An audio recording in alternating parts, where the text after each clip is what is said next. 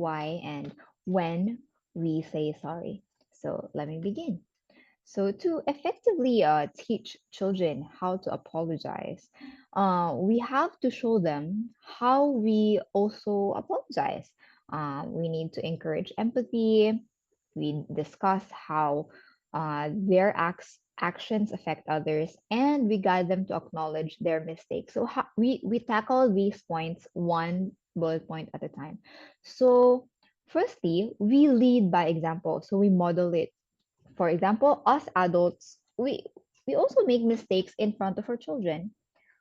I mean, they're also not perfect people. I mean, they are individuals. They're people learning to be people, how to be people. And not all the times we have the bandwidth to accommodate or tolerate their behaviors. So sometimes you already reminded them a lot of times already, and they still seem to forget. And I understand, as adults, that can come across as annoying. I mean, I know it's quite normal to be annoyed or to be angry with children if they don't get a concept very easily. And sometimes we do snap. So when we do snap, when we do like have a louder speaking voice, or if we do end up like screaming at them because we're really angry, it's very acceptable. But when that happens, we know already that it's a mistake. So we lead by example. So when we make a mistake such as this, snapping at children, we apologize to them. So how do we apologize to children? Is the way they will also apologize to other people. So if they, for example, become hurt with how you talk to them, they will also take it the same way when another people or another person gets hurt about their mistake. So if you say sorry, sorry, you'll just get over it and then you move on without processing the child. This is how they will also apologize when it comes to their peers. So when we make a mistake, we lead by example. How do we lead by example? We label what it is we are apologizing for. We pause, we label. Oh, sorry, my voice is a little bit loud. It's because I'm actually quite irritated with the situation. Uh, let's talk about it later. And then you can take a pause, you can take space away from your child if they're already in that point of understanding. Um, and you apologize again when you come back together. So they learn that this is actually not a one time thing. When you're apologizing, you are accountable for what you did, and you show new behavior that is making up for what you did earlier on. So you can explain your emotions, you can share how their actions made you feel, making them understand more the difference between the negative emotions, such as being irritated, being cranky, being disappointed, being regretful, things that makes us do behaviors that are not really very nice, when we raise our voice, when we like bang the table. Sometimes it's quite normal. I mean, we're only humans after all, but we explain why we do these things so that the child is also becoming more emotionally intelligent as they learn how to differentiate these negative emotions. And we also demonstrate empathy by explaining how our actions might have hurt them.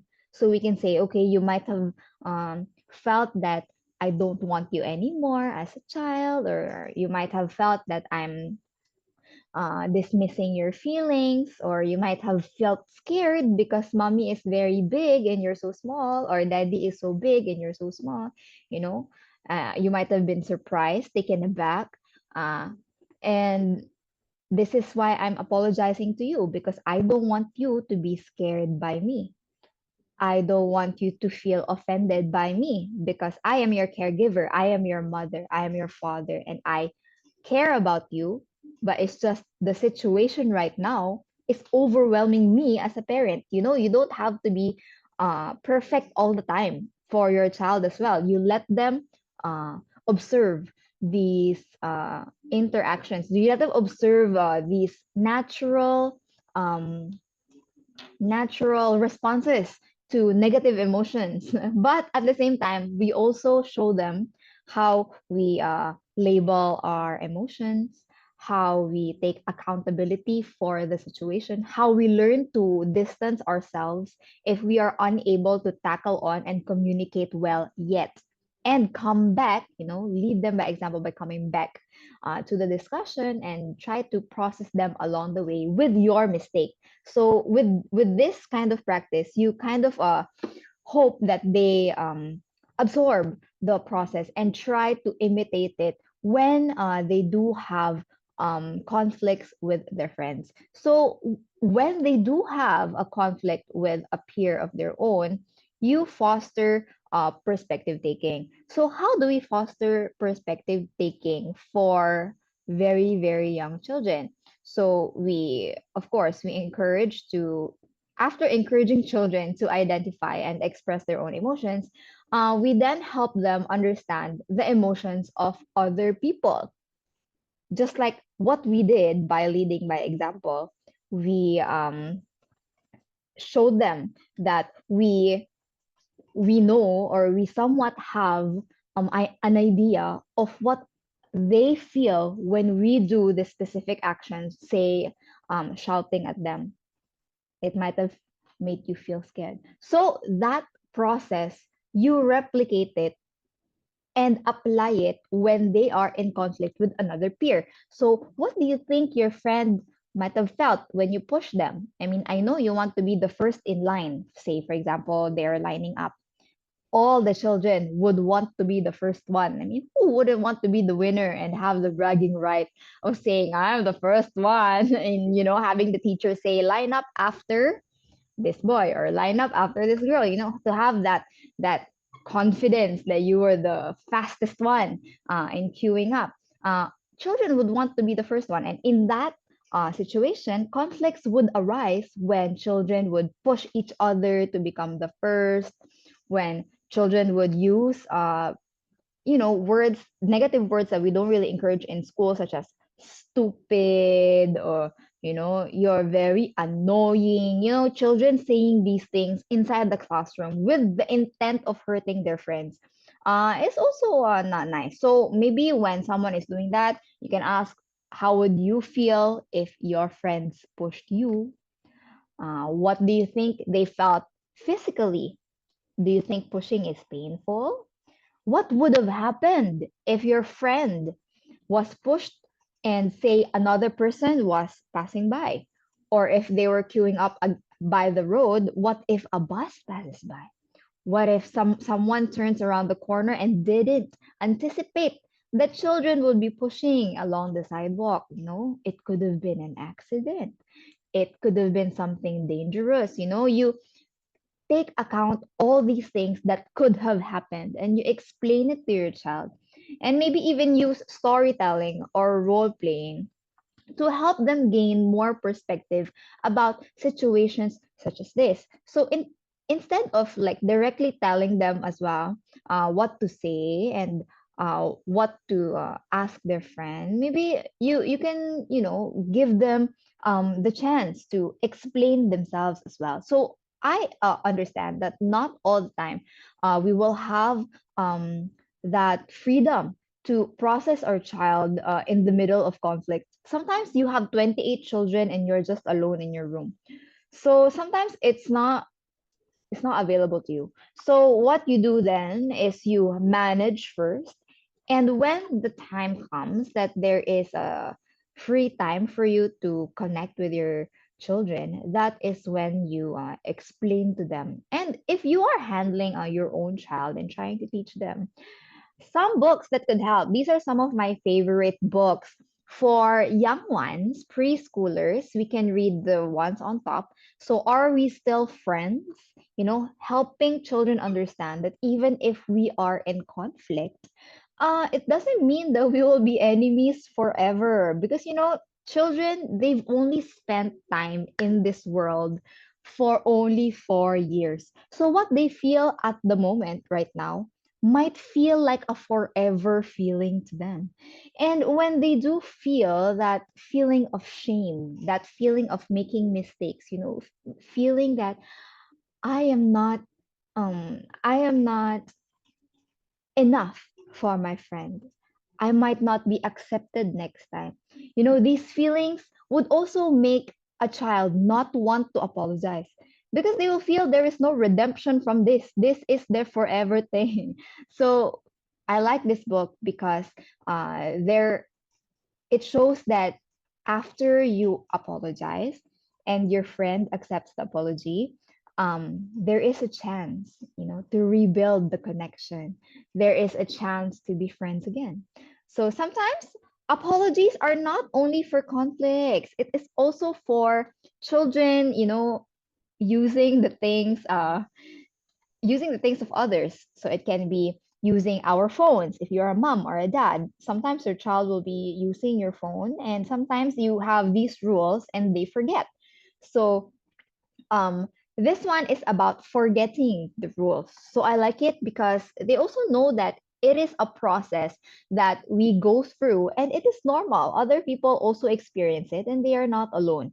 The third book, I like this one because it's about how to set boundaries. So it's not just about fixing. It's not about fixing the situation. It's also about setting the boundaries so that next time or even before it happens, they already have this guideline of what to do and what not to do, and not only for themselves but also for other people. How do we identify boundaries for other people? What do I think this friend doesn't like? For say a friend that is quite quiet or doesn't talk too loud, do I think this friend will appreciate it if I just appreciate them from the back and hug them? Will that be a nice experience for someone who seems introverted? You know, Giving children these perspectives through storytelling as well gives them the chance to imagine it in their minds. Like, it's food for thought. So these two, it's for children who are in their primary uh, age. So when they're turning 7 or 6, when their tantrums get a little bit unruly because they have these really big emotions that they can already verbalize, but still cannot understand 100%, you know, and teaching them that, yeah, it's okay to be upset, it's okay to be mad, but you don't say it like this. You don't express it in this manner where it can be explosive for yourself and for other people. And for those preteens who already might want to read something, a resource could be this Boundaries by Dr. Henry Cloud, of how to teach teenagers and even us to when to say yes and how to say no, and how to identify these cues to better teach us the value of boundaries and respecting other people's boundaries as well. So for movies, it's actually any movie, but these are quite good movies. Some of my favorites: Heffalump, quite classic, Winnie the Pooh. Some new ones might be Encanto, Despicable Me, or Freaky Friday. Even Freaky Friday has has lessons, moral lessons to it. So it really depends on the storyline and how you take approach, because some teenagers, if you make it quite obvious that they're learning something from this movie, they might be repelled by it. I mean, I understand they're they're in this stage where they're kind of prideful. They don't want to receive help. They will be like very sassy, like, who are you to tell me how to handle my problems and all, like, for example, Freaky Friday, the this helps, the story will help them understand empathy, and growing through experiencing another person's perspectives, even between parents and children, adults and little ones. So they will get to understand the power of perspective, communication, and, understand more that there are things beyond the surface, suspending judgment, encouraging children to look beyond surface level conflicts, and seek genuine understanding from the other party, and it subtly touches upon the importance, these movies, of allowing individuals to live their own lives. So for example, in Encanto, they have different magic powers. You can use uh, that part of the film to ask your children, if you had a power, what would you do about it? So it might not seem very like targeted, like it's about apologizing, but it gives them an opportunity to practice perspective taking, or explaining themselves, like, why do you want this specific power? Is it for you to use in a good manner? Are you gonna use it for a different way? And how to appreciate other people's powers as well. So it gives them that kind of they learn that disposition, appreciating other people's perspective, giving them space, being accepting for how other people feel, what other people know. So these are just some of the things that you can do, so that you are able to give your child the chance to practice perspective taking. And when they do apologize, the third one is to guide children through the process. So, what is a usual process of apologizing? So, first, we acknowledge the mistake.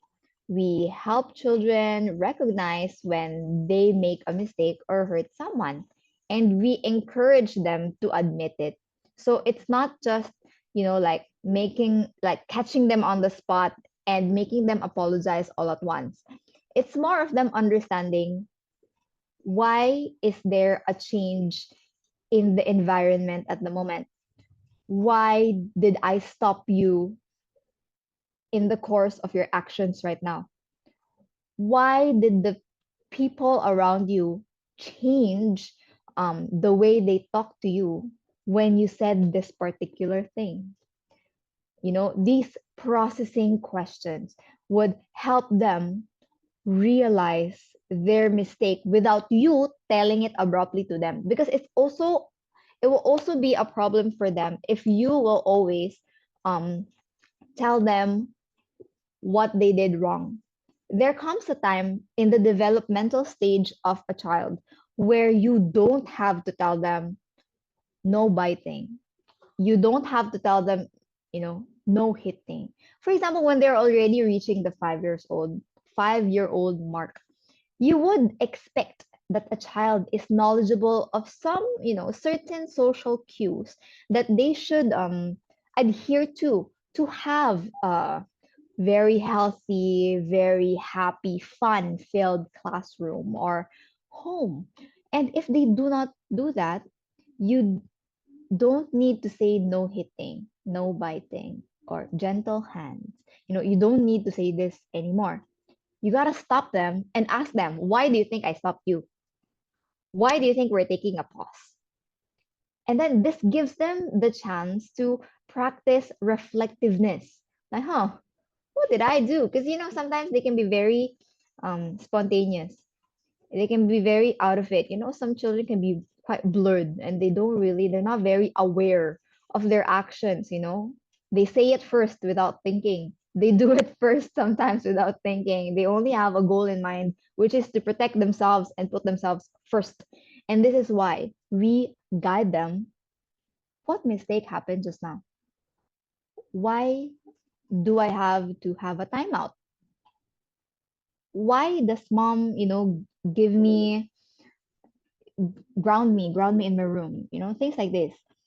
We have to let them realize the mistake. And when they do, they have to take responsibility. So we have to emphasize that apologizing is not just saying sorry, but it's about taking ownership of their actions. So you got to face the logical consequence of it all.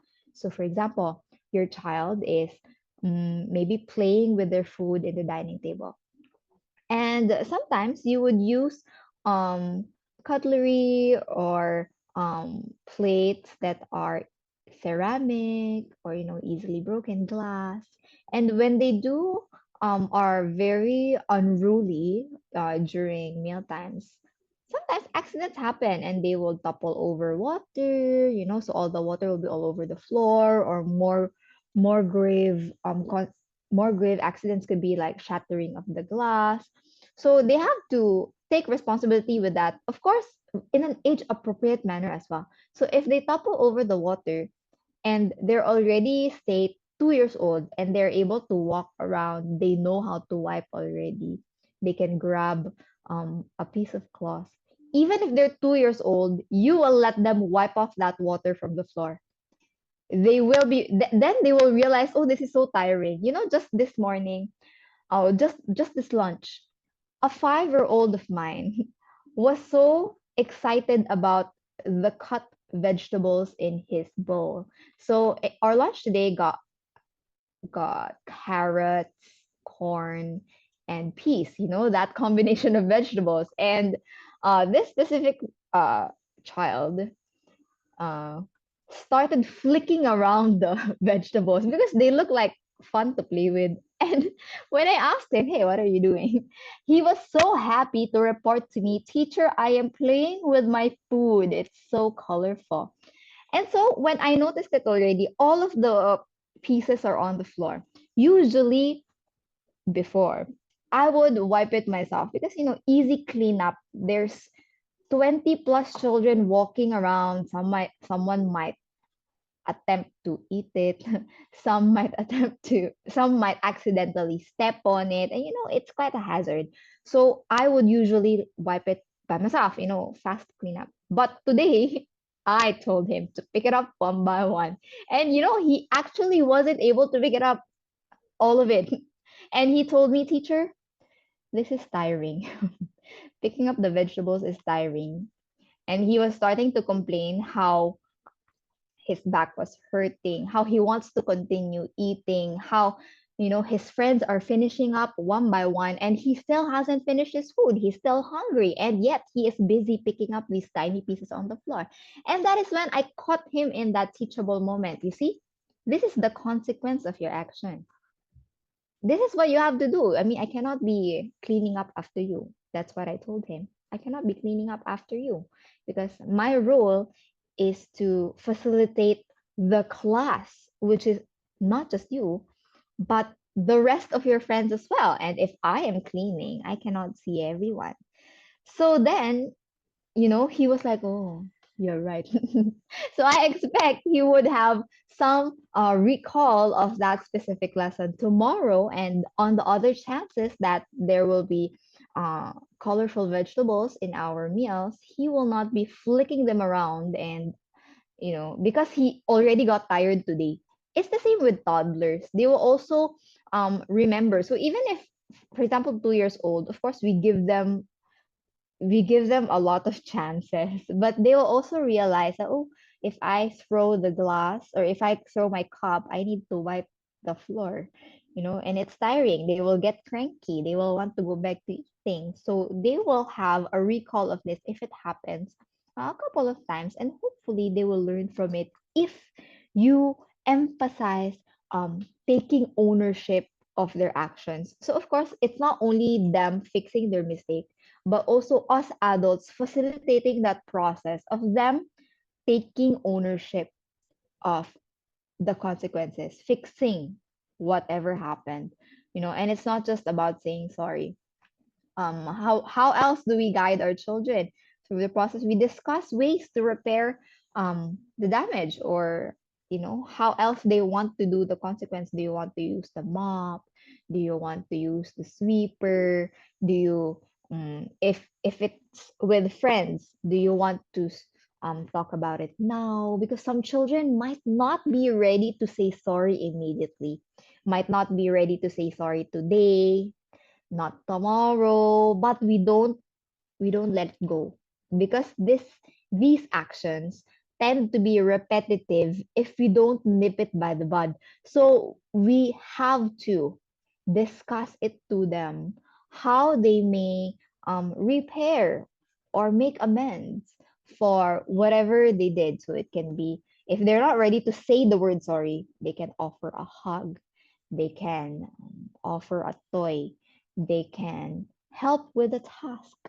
They can mm, show you that they understand the gravity of their actions. So these are some of the ways. It doesn't have to be sorry. I know sometimes sorry can be a very big word for some of us. We immediately say sorry to your friend, say sorry to your brother, but sometimes, most of the time, that is not the only way we apologize. It's also fixing what has happened and taking ownership of that. And aside from these, we focus on the future and we become supportive of their little success. So maybe next time he still doesn't say sorry, but he is able to identify the mistake. That is already a win. Or maybe it could be as big as they know how to say sorry, but they don't know why or what for. But they do know that it comforts a friend. They do know that it will ease the situation. That's already a win. But still some tweaking to do. But what's important is we focus on the future, what they can do, what they will be able to do. We stay positive through this process so that the children, they also don't give up. They also don't feel that there is no way out. They so that apologizing is not a difficult task for them. When we offer encouragement, and soon, hopefully they will learn how to express our remorse and take responsibility for their actions. And lastly, we avoid common pitfalls of apologizing or making children say sorry. So how do we avoid these pitfalls? What are the common pitfalls anyway? It's saying sorry for the sake of it, only for the sake of it.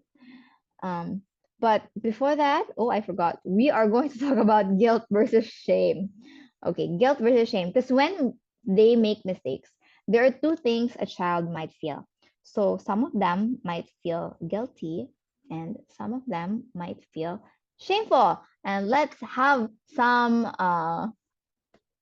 audience participation. So if you think it's guilt that they should feel, please show me a thumbs up reaction. So guilt, let's show a thumbs up. If it's shame, what reactions do you have? Maybe we do thumbs down. I only know two reactions. Okay, can I see a thumbs up for guilt and thumbs down for shame? What do you think a child should be feeling in times of um, committing a mistake? Do you think it's guilt, thumbs up, or do you think it's shame, thumbs down? Let's see, let's see. What do you think? What does everybody think? Is it guilt, thumbs up, or is it shame, thumbs down? What do you think? Or maybe you can put it in the chat too. What do you think should they feel? Should a child feel shame, or should a child feel guilt? What does the audience think? The participants, so what do you think they should feel? Guilt or shame? I'll explain to you the difference between the two. Oh, we have our first one. They say thumbs down. So she feels that a child should feel shameful. Okay. That is also feeling a negative feeling. So how about the others? What do you think? Do you think it's guilt or shame that a child should feel when they make a mistake, when they commit something wrong? What do you think a child should feel? Wow. While guilt and shame involve negative feelings about oneself, shame is actually a feeling of being bad, while guilt is a feeling of having something done bad. Okay, I will type that in the chat so that you can remember it more clearly. Shame is a feeling of being bad. Guilt is a feeling of having done something bad. Wow, it's quite similar but completely different things. More detailed breakdown for you. If they are feeling guilt, they are directed at specific behaviors, actions, or situations outside of oneself. So the mistake that you committed, I am guilty of not locking the door before I went to bed. So I'm sorry, that was unsafe. Targeted at an action. I am guilty of leaving the oven turned on. I am guilty of not packing away the toys. I'm guilty of not brushing my teeth on time. Guilt at specific behaviors. So it's a feeling of remorse or feeling of not being responsible enough, for and committing a wrongdoing. It's the feeling of having done something bad. So feeling guilt, I feel guilty because I wasn't able to celebrate your birthday. I forgot. Guilt. So guilt can motivate constructive behavior because since you are targeting a specific action, it is something you can easily change. Wow. If I just lock the door next time, I will not be feeling bad. If I just brush my teeth right on time, I will not be having a toothache. If I just used my nice words a while ago, I wouldn't have hurt my friend. It's targeted at the action, easily manageable. It can become a healthy emotion. Guilt is important so that we have this moral compass. Some people, they don't feel guilty at all. They don't feel shame at all. And that is how we meet corrupt people, very immoral people, people who very diabolical people who don't feel guilt. They don't feel shame because they feel their actions, there's no repercussions. It's all about me, me, me. It's all about self, self, self. It starts from childhood. Feeling guilt is actually very healthy because it helps individuals learn, reflect from their mistakes and thereafter make better choices in the future. Shame, however, is actually an unhealthy feeling. It's the feeling of inadequateness, the feeling of being bad, the feeling of being worthless. It's painful to be shamed or to feel shameful about something, If you're ashamed of your choices, you might not want to make your own choices in the future.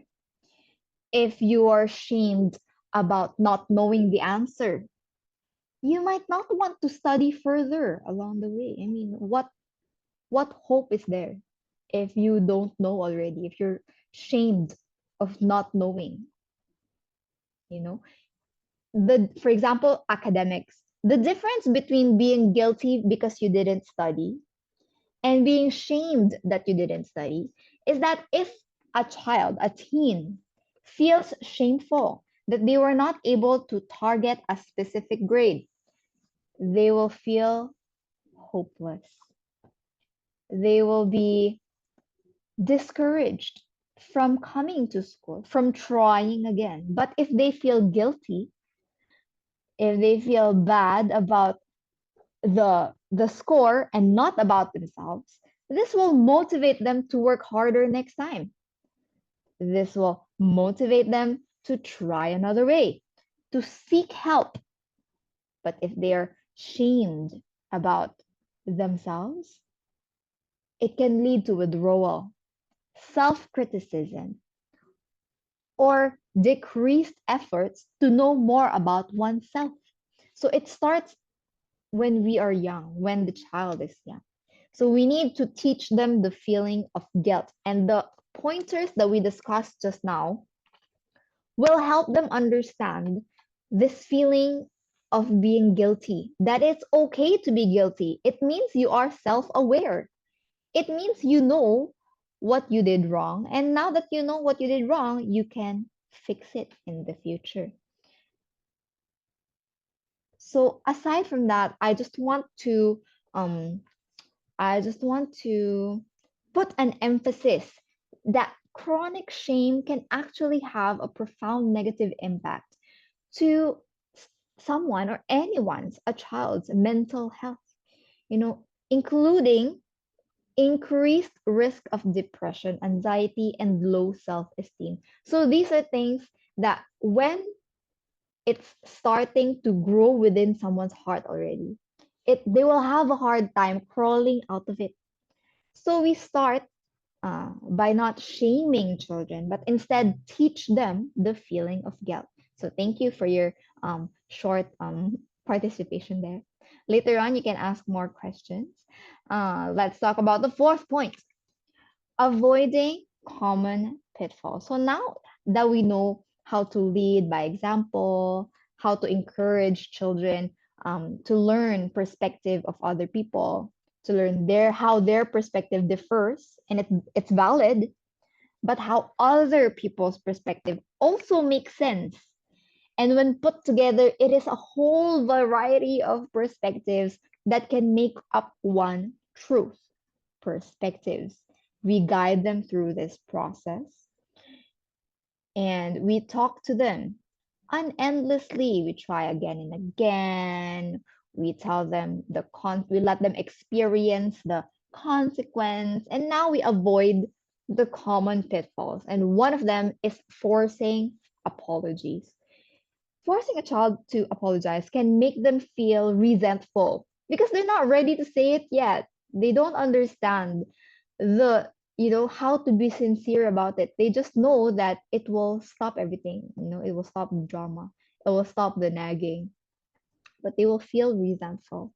Resentful without fully understanding what happened wrong or how to make amends for it. Another thing that I see that's quite common is that adults would tend to make it a punishment. You know, apologizing shouldn't be a punishment for a child. If you don't say sorry, you will never play toys. It's punishment. If you never say sorry, I will never share to you my iPad again because you didn't ask permission and now you're not saying sorry to me, the person who bought the iPad for you. It's you're making it a punishment, which is isn't really a learning opportunity for them. So saying sorry is not a form of punishment. And lastly, let's not focus on blaming the child. It's instead of focusing who is right, who is wrong, you know who should be correct, who is actually more correct. He hit me first, I hit him because he hit me. Sometimes, okay, that's very logical. It's quite natural. If someone hits you, yeah, you hit them back. Because why would you get hurt like that? You can fix it. But instead of saying, okay, you're correct and he is wrong, we focus on the impact of their actions. Like, okay, you hit your friend when they hit you. Were they able to understand your pain? Were they able to gain perspective from you? you know were we able to preserve the friendship if we do revenge like this? No, we don't. So we don't say he did it first. We don't say but his mistake is graver than mine. We don't make them feel shame, just as what we talked just now. And we focus on the impact of the action, the consequence, logical consequence, as always. So those are the common pitfalls. Now, what if your child, even after all this processing, would not want to say sorry? Some children are not that very acceptable to new techniques. I mean, you only heard this just now, and your child might already be in the process of uh, learning how to overtake your power. Some children can be very prideful like that. They want to win even over adults. They want to be the correct one. If they are not correct, they will have a tantrum. They will close down. They will not want to talk to you. So what if your child doesn't want to say sorry? We try to understand their perspective. So, okay, why? What does sorry mean to you? You ask your child, what does sorry mean to you? What is it about apologizing that you don't want to do? So sometimes your child might have a reason that might seem valid from their perspective. And that is when you let them know the perspective of other people. Or maybe they have a wrong understanding of saying sorry. Maybe they think that if they say sorry, the other people or the other person will just walk away freely when the other person also needs to say sorry to them. Sometimes apologizing is a two-way thing. And this is something children do not understand yet. Because as I told you, these little people have only been here for less than a decade. So what they feel at the moment can be days for us. Their frustration is quite elongated in their perspective. They're feeling it in such a long duration of time. What might be 5 minutes of tantrums for us might already be feeling like an hour of tantrums for them. They're feeling hopeless. They're in despair. They feel like there's no way out. They're very, very angry. So sometimes we just need to understand how they understand the situation and how they um how they feel about it before we let them understand, do the steps that was mentioned a while ago, and then let them apologize. So a child who feels shame would believe that their mistakes are a proof of their badness. I'm so bad. I don't want to be bad. I'm bad forever. And when a child believes that they're bad, they will tend to do bad things because it's already ingrained in them. I'm a mean person, so I will do mean things. I'm a bad person, so I will do bad things. I was caught doing bad things already. So what's the point of doing good things? To the teacher, I'm already a bad student. To my mom, to my dad, I'm already a bad daughter. I'm already a bad son. So what's the point? Then I'll just do whatever I want then, right? Because they're already shameful. And there is the aspect of pride, and this will make it very difficult for them to apologize or to learn how to say sorry. And so instead of forcing out these words, we let them or we give them the options. What do you want to do first? Do you want to you want to fix the situation? You want to deal with the consequence first? Do you want to process it first? We help them understand the impact of their actions and explore other ways of how to make amends, such as offering um, opportunities for them to practice, such as role playing, opportunities for repair, such as role playing scenarios, um, practicing it again and again. So I just want to emphasize what I said just now. A child who feels shame will believe that their mistakes are a proof of their inherent badness. So it's something they cannot wash themselves from. It is there already. And they will continue to be bad. And it will make it incredibly difficult. I have experienced this numerous times as a teacher and as a counselor for parents of children who have a hard time admitting their mistakes, children who have tantrums just because they had a mistake. They will wail, they will hurt other people, they will hurt themselves because they will feel shameful. This is why guilt is where we need to lean towards to. Guilt is what we need them to feel, what we need them to understand. Guilt is part of the learning process, but shame is not. We do not need to be making children bad about a very surface level mistake. spilling water, breaking that toy, not fixing their bed, having a failing mark, one time, two time, three time thing. It's a surface level mistake. We don't need to make them feel bad because this feeling of shame is forever. It's forever for them, and they might start experiencing anxiety towards you, depression at home, and things that will make them less eager to connect with us as caregivers. So, when teaching children how to say sorry, the art of apologizing, we focus on guilt and not shame because of this specific reason. I hope you were able to um, have a takeaway from our talk today. And I know that sometimes people would have a lot of questions. So you may start putting them in the chat if you have any, or raise your hand if you want to uh, say your question out loud. This might um, let maybe even answer other people's questions.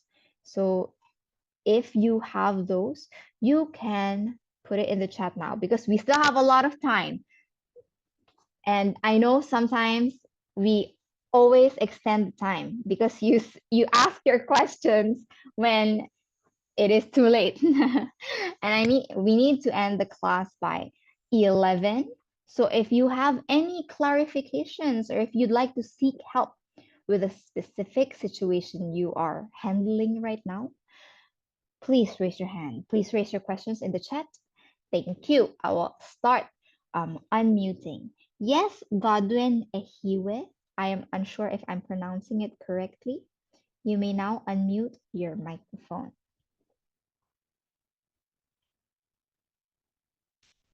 Yes. Hello, on this important topic. I've always had the belief that saying sorry, you mean you have hurt somebody. And also it goes beyond saying sorry, but telling the guy that I am not going to do it again. If I keep hurting you and I say sorry every time, it means Mm-hmm. I'm just doing it. So I believe I want you to talk on that second aspect of it.